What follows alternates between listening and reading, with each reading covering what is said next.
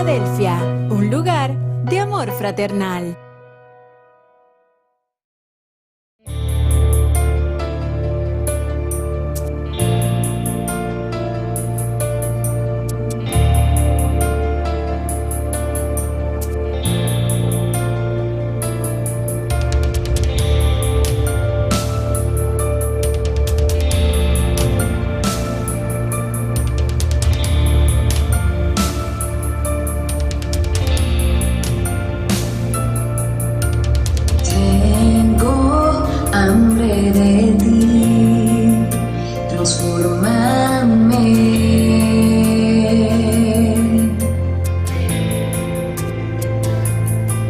Haz derribar lo que no te agrada.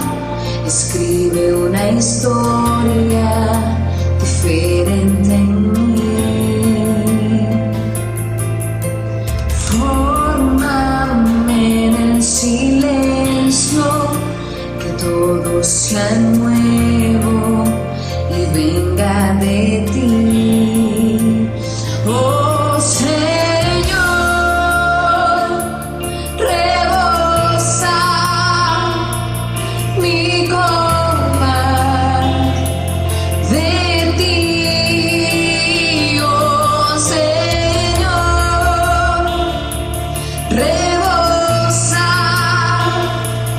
mi copa de ti.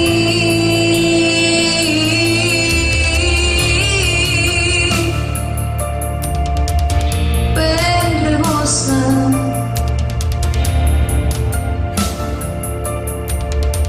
Tengo hambre de ti.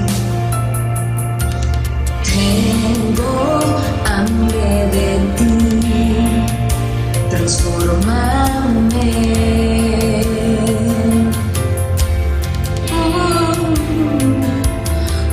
Haz derribar lo que no te agrada. Escribe una historia diferente en mí. Fórmame en el silencio, que todo sea nuevo y venga de ti. Oh Señor, rebosa mi copa de ti. Oh Señor, rebosa mi copa de ti.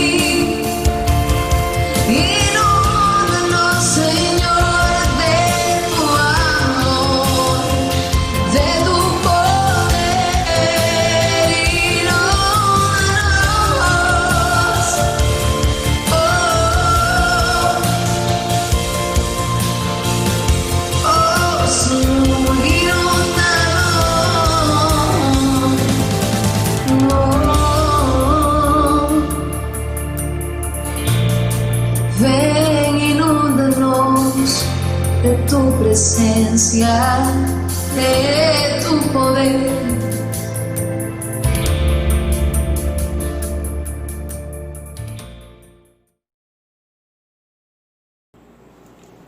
Dios les bendiga a todos. Damos gracias al Señor por una oportunidad que nos concede para compartir la palabra de Dios una vez más con toda nuestra iglesia, esperando que la gracia del Señor, la comunión del Espíritu Santo esté con cada uno de ustedes y estemos creciendo en la fe en medio de las circunstancias que vivimos. Hoy quiero compartirles: Dios, ¿qué hago? Porque en ti busco refugio. Ese es el título de la predicación de hoy. Dios, ¿qué hago? Porque en ti busco refugio. Salmo 103, Salmo 100, versículo 3, dice la palabra del Señor: reconoced que Jehová es Dios, Él nos hizo a nosotros y no nosotros a nosotros mismos. Pueblo suyo somos y ovejas de su prado. Padre, en el nombre de Jesús, alabo y bendigo tu nombre. Te doy gracias por tu fidelidad, misericordia, tu cuidado sobre nuestra vida. Y oro, Señor, en este momento que voy a compartir la palabra para que ella pueda ser de bendición y edificación. Oro, Señor, en el nombre de Jesús, que los corazones puedan ser confortados, exhortados y edificados a través de tu palabra. En el nombre de Jesús. Amén y amén.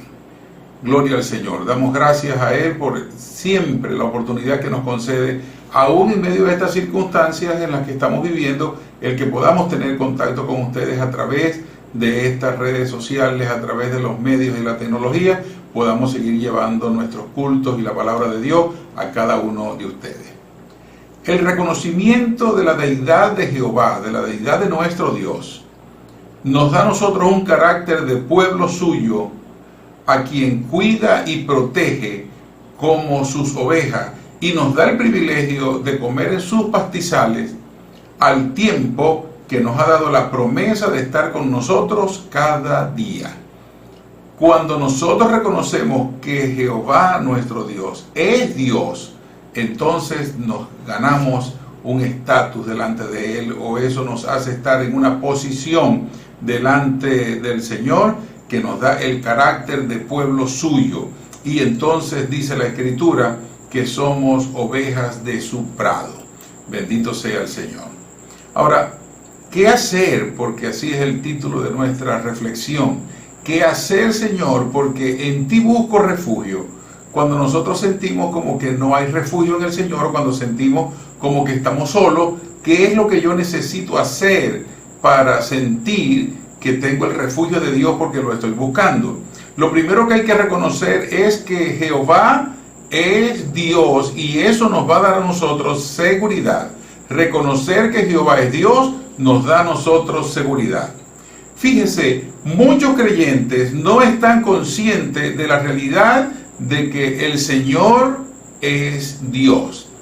Muchos creyentes no están conscientes de la realidad de que el Señor es Dios. Y usted pudiera decir, pero ¿cómo es que no están conscientes de que el Señor es Dios, pero son creyentes? Porque sí, porque leen la Biblia, porque leen la palabra del Señor, porque van a la iglesia, pero en su experiencia personal, en su vivencia personal, no tienen la convicción o la conciencia de que Jehová es el Dios de los ejércitos, es el Dios de Israel y es el Dios que bendice nuestras vidas, es el Dios que nos salva, es el Dios que nos ayuda, que nos protege, que nos bendice. Como no hay muchos creyentes, o hay muchos creyentes que no están conscientes de esa realidad, lleva entonces a esos creyentes a tener un comportamiento como si Él no fuera Dios. Y cuando les digo esto tiene mucho que ver con el testimonio que nosotros damos como cristianos. ¿Qué testimonio estamos dando nosotros como cristianos? Porque a veces nuestro comportamiento pareciera ser que no conozcamos a Dios, que no conocemos a Dios.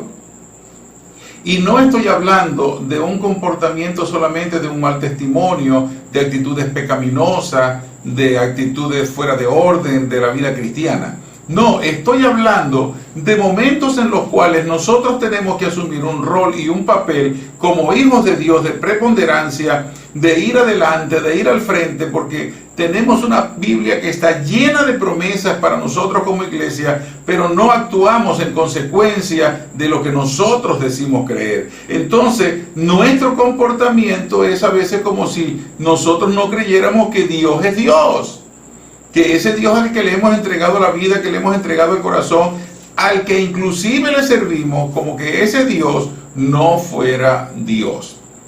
Los hermanos de la iglesia primitiva, de la iglesia, cuando la iglesia nació, tuvieron una experiencia y una vivencia con el Señor. Y en medio de la persecución, de la primera persecución de los cristianos, cuando mataron a Esteban y todos salieron dispersos y por donde fueron iban predicando el evangelio, empezó la persecución contra ellos. Pedro estaba preso. Había una persecución contra la iglesia, una persecución imperial ahora contra la iglesia. Fue la primera persecución imperial contra la iglesia. Los hermanos, y encontramos ese registro en el capítulo 4, versículo 24 del libro de los Hechos. Los hermanos de la iglesia primitiva, conscientes de la realidad de que seguían a un Dios vivo, un Dios verdadero, que habían tenido la vivencia y la experiencia de un Dios verdadero, en medio de esa persecución, oraron diciendo: soberano Señor, tú eres Dios. Tú eres Dios. ¿Sabe que una de las cosas que el maligno busca es que nosotros dudemos de la veracidad, de la realidad y de la verdad bíblica de que Dios es Dios? Lo hizo con el Señor Jesucristo. Lo hizo con el Señor Jesucristo en la tentación. Le dijo: si tú eres hijo de Dios, lánzate. Si tú eres hijo de Dios, di que esas piedras se conviertan en pan. Lo que el diablo siempre va a tratar de hacer es quitar la imagen del Dios verdadero y la convicción de que Él es un Dios verdadero, quitarlo de ti. ¿Por qué? Porque si Él logra quitar de ti la convicción de que Dios es un Dios verdadero, de que Dios es real, que está vivo y tangible en nuestra vida, porque nuestra experiencia, aunque Dios es etéreo, lo hace ser tangible en nosotros. Quizás no haya palabra para describirlo, pero nuestra vivencia y nuestra experiencia nos dice que Dios es vivo, es real y está entre nosotros. El maligno va a querer quitar eso siempre de ti. Cuando Senaquerí estaba acechando a Judá y le dijo al pueblo, le dijo a Ezequías: no confíes en Jehová tu Dios, no creas que ese Dios te va a salvar. Y así como Senaquerí, muchos reyes que sitiaron en un momento a Israel trataron de hacer que el pueblo de Israel sintiera que Dios no era Dios y que por tanto no podía salvarlo. El maligno va a tratar de hacer que tú creas que Dios no es Dios para quitarte la fe, para quitarte la esperanza, para quitarte todo aquello que el Señor te ha concedido y que el Señor te ha dado, todo aquello que tú has ganado en el Señor Jesucristo. El maligno ha tratado o va a tratar de quitártelo. En medio de esta circunstancia, cuando las cosas se pongan difíciles o cuando las cosas se pongan más difíciles o cuando tus circunstancias no parezcan tener salida, tú tienes que seguir creyendo que Dios es Dios, y en medio de la batalla, en medio de la circunstancia, en medio de la presión, tienes que orar como oró la iglesia primitiva, como oraron aquellos hermanos en la fe cuando Pedro fue arrestado y llegó la noticia de que estaban siendo perseguidos, y oraron diciendo: soberano Señor, tú eres Dios. Qué maravilloso, qué extraordinario, qué bueno cuando nosotros sentimos y entendemos que Dios es Dios. Ahora, no solamente los hermanos en la iglesia primitiva tuvieron esta experiencia. El mismo Job, en su libro, en el capítulo 42, versículo 5, al culminar todo aquel proceso, nosotros encontramos a un Job diciendo: de oídas te había oído, mas ahora mis ojos te ven. Es como que Job no tenía conciencia de la realidad del Dios vivo en el que él creía. Aunque era un hombre devoto, era un hombre fiel, era un hombre íntegro, era un hombre honesto. Era un hombre que cuando empezó su proceso, empieza porque Dios ha elogiado a Job delante de Satanás y le ha dicho: no has considerado a mi siervo Job. O sea, Dios estaba consciente de la realidad de Job, Pero Job como que no estaba tan consciente de la realidad de Dios, aun cuando Job era un hombre que hacía sus sacrificios, era un hombre que estaba siempre en oración, en una intimidad, en una comunión con el Señor, que cuando sus hijos inclusive hacían parranda y hacían fiesta, él celebraba, después que ellos celebraban banquetes, él ofrecía sacrificios por si sus hijos habían pecado. O sea que era un hombre que estaba muy cercano a Dios, pero la realidad de lo que Dios era, no la había entendido, no la había vivido hasta que tuvo la experiencia de pasar por todo ese complejo proceso de fe que a él le tocó vivir, en el que perdió a la familia, perdió el dinero, perdió el estatus, perdió todo lo que tenía. Y cuando terminó esa prueba, cuando todo ese proceso terminó, Job, hablando con Dios, le dice: de oídas te había oído, pero ahora mis ojos te ven. Qué importante entonces que nosotros reconozcamos que Jehová es Dios. Y ese reconocimiento nos da a nosotros seguridad. Lo otro, cuando nos acercamos a Dios buscando en Él refugio, es que necesitamos reconocer que somos hechos por Dios, que somos hechura suya. Dios nos hizo para sí, Dios nos hizo para Él, Dios nos hizo para disfrutar de nosotros, los seres humanos. Nos hizo con cuidado y nos hizo con propósito. Cuando nosotros analizamos todo el funcionamiento tan complejo pero perfecto del cuerpo humano, todos los elementos de lo que está compuesto, cómo funciona desde que somos concebidos en el vientre de nuestra madre hasta que expiramos en esta tierra, cómo funciona, cómo se va regenerando, cómo se mantiene activo, dinámico y actualizado nuestro sistema, tenemos que reconocer que Dios nos hizo con cuidado. Pero Dios no solamente nos hizo con cuidado, Dios nos hizo con propósito. Hay propósito de Dios para tu vida, hay propósito de Dios para mi vida, hay propósito de Dios para toda la humanidad. Dios no solamente tuvo el cuidado de hacerlo minuciosamente y cuidar todos los detalles, sino que Dios nos hizo a cada uno de nosotros con propósito, y eso tenemos nosotros que entenderlo y reconocerlo. Isaías 44:2 dice: así dice Jehová, hacedor tuyo, el que te formó desde el vientre, el que te ayudará. No temas, siervo mío. Así dice Jehová, tu hacedor. Así dice Jehová, el que te formó desde el vientre de tu madre. Ese Dios que te hizo, ese Dios que te formó, ese Dios que te dio la vida, que sembró en ti el hálito de vida, el aliento de vida, te dice: no temas, siervo mío, yo te ayudo. El reconocimiento que somos hechura suya, de que nosotros somos hechos por ese Dios, nos hace entonces ser humanos. Y al ser humanos, la misericordia y la gracia de Dios se refleja en nuestra vida. El rey David, en una oportunidad, en medio de una circunstancia difícil que él había cometido, de los pecados y de todas aquellas cosas que vienen a diario en nuestra vida, le dijo un día al Señor en uno de sus salmos: Señor, acuérdate que somos polvo, porque si tú mirases conforme a todas nuestras faltas, conforme a todos nuestros pecados, nadie pudiera permanecer firme y de pie delante de ti. Pero acuérdate, Señor, que somos polvo. Dios sabe que nosotros somos polvo. Nosotros somos los que tenemos que reconocer que no somos seres especiales, sino que somos seres únicos. Que Dios nos hizo distintos a todos, nos hizo únicos, y nos ha dado a nosotros entonces también en Cristo Jesús la cualidad de hijos de Dios por medio de su reconocimiento. Tenemos que reconocer que somos hechura suya. Y al reconocer que somos hechura suya, al reconocer que Él nos hizo a nosotros y no nosotros a nosotros mismos, y esto tiene que ver con muchísimas cosas. En una oportunidad, dando una clase, y hablábamos sobre la fertilización in vitro, hace muchos años, estoy hablando quizás mediados de los años 90. Estamos hablando y alguien me dijo: pastor, ¿y usted qué opina? Ya el hombre va a llegar el momento en que él va a decidir cuándo hacer un hijo.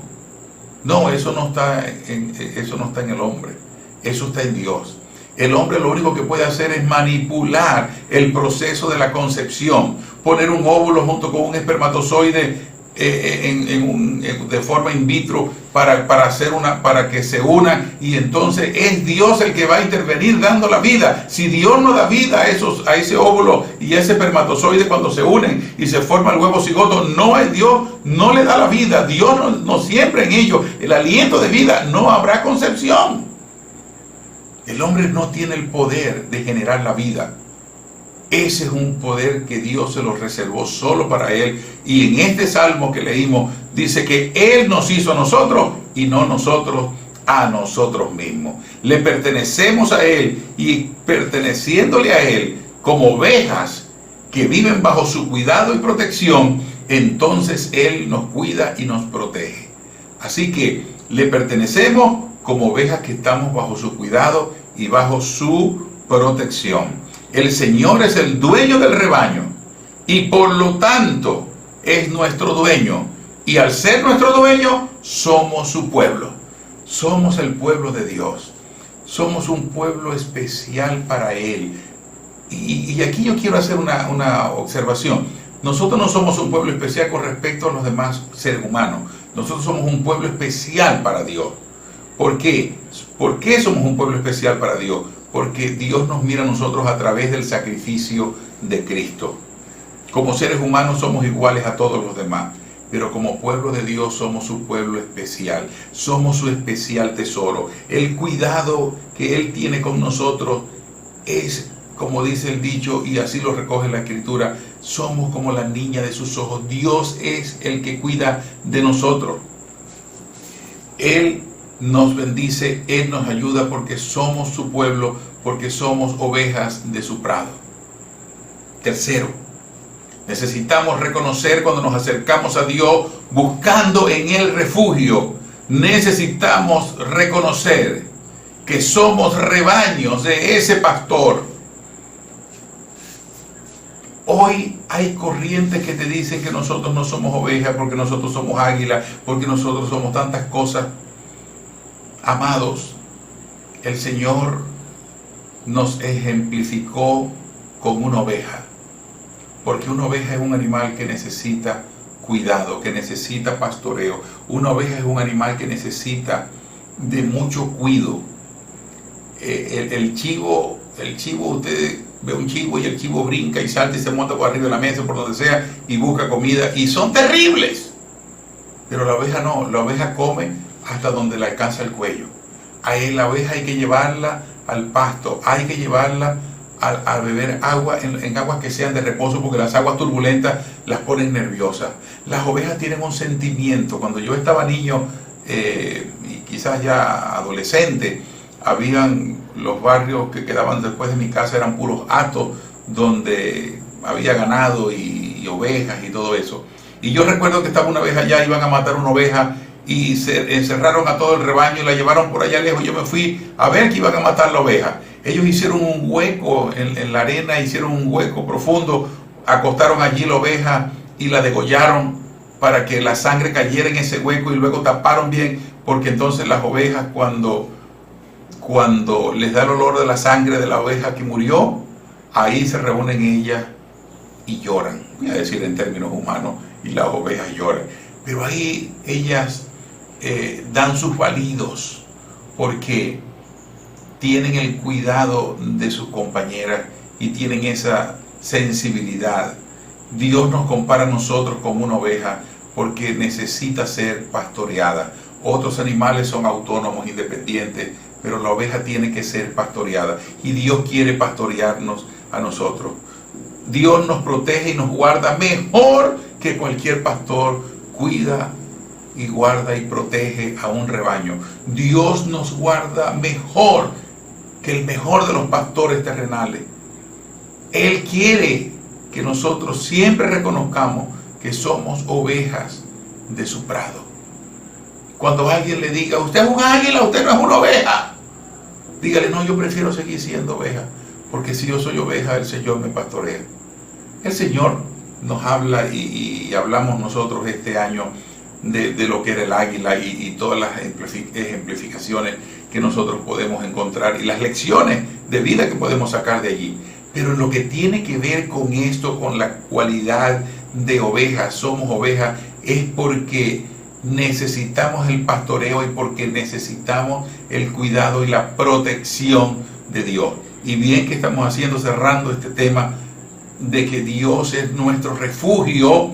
La oveja necesita un refugio, necesita estar guardada de la fiera, de los lobos, de los osos, de las bestias. Necesita tener protección y cuidado, y eso es lo que hace Dios con nosotros. Y el salmista lo entendió de esa manera cuando en el Salmo 23, en el versículo 4, él dice, aunque ande en valle de sombra de muerte, no temeré mal alguno, porque tú estarás conmigo. No temeré en el valle de sombra de muerte, no porque soy valiente. No temeré en el valle de sombra de muerte, no porque soy león, porque soy un animal o una fiera salvaje. No temeré cuando pase por el valle de la sombra de muerte, porque soy un águila que puede elevarse a las alturas. No, lo único que me hace estar seguro y no temer pasando por el valle de sombra de muerte es saber que Dios va conmigo.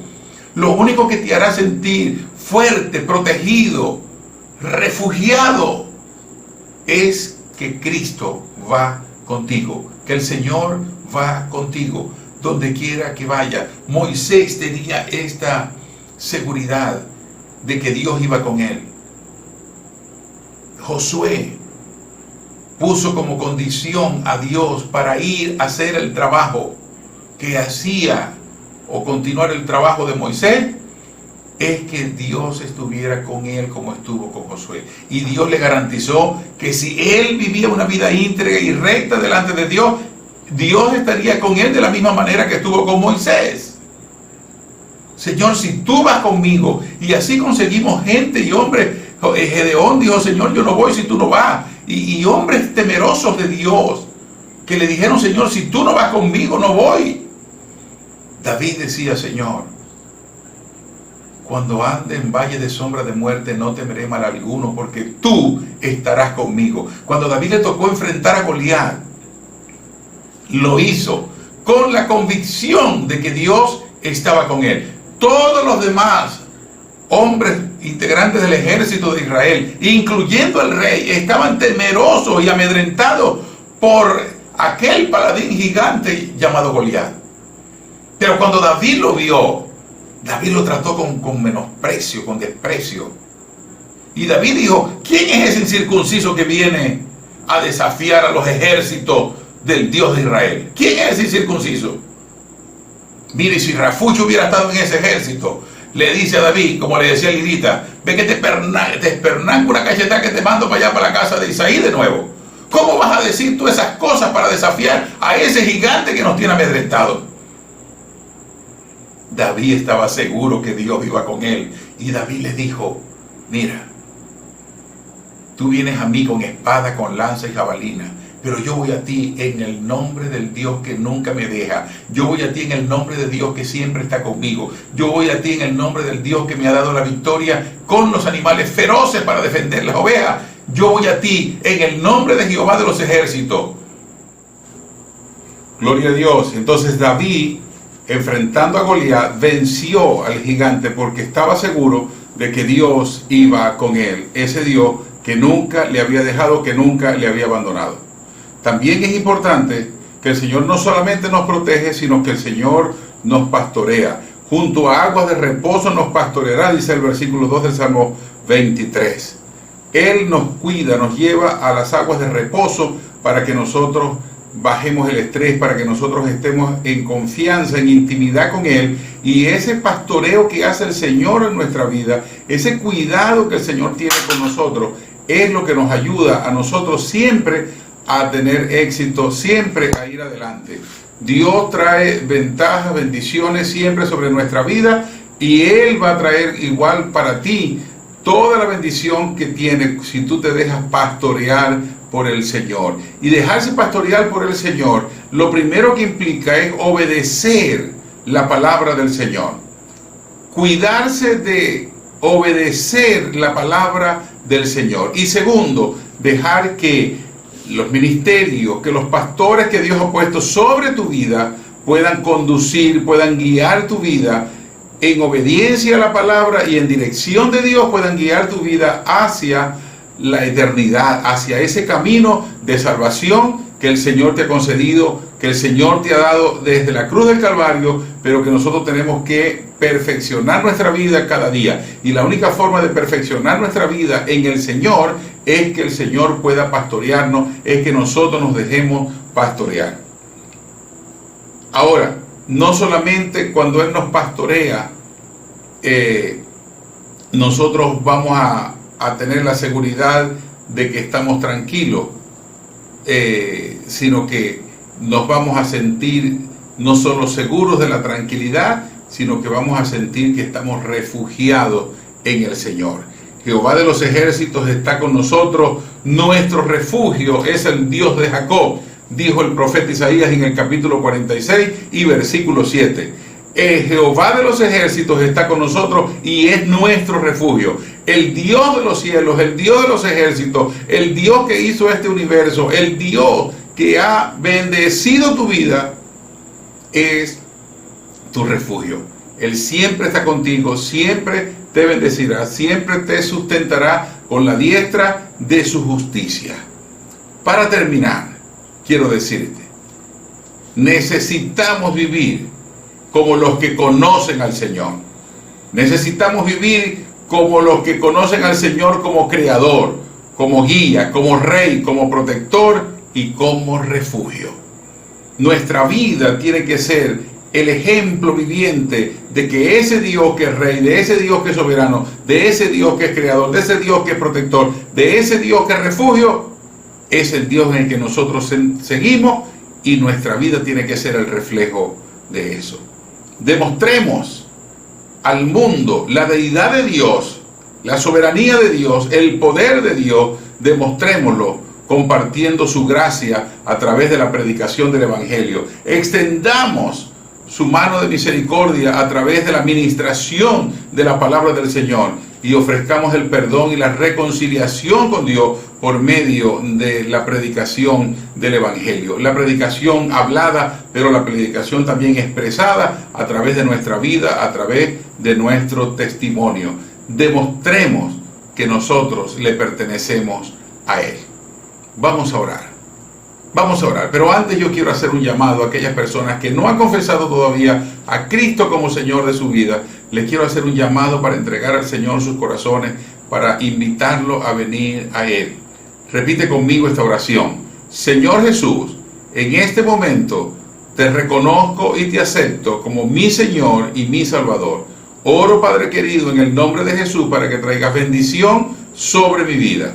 Ahora quiero orar por ustedes y orar también por los necesitados y los enfermos. Padre, en el nombre de Jesús, oro por aquellas personas que han hecho decisión de fe para que tu palabra, Señor, pueda germinar en ellos y dar fruto al 100%. Señor, que los solidifiques en la fe, que los afiances en la fe y que ellos tengan el gozo de la salvación, Señor, y la convicción de que sus pecados han sido perdonados. Oro por los enfermos, Señor, para que ministre sanidad sobre sus cuerpos en el nombre de Jesús. Y oro, Señor, por todas las personas que nos escuchan, para que puedan ser fortalecidos, bendecidos, Señor, y puedan poner esta palabra por práctica y por obra en el nombre de Jesús. Amén y amén. Dios les bendiga, Dios les guarde. Hasta una nueva oportunidad.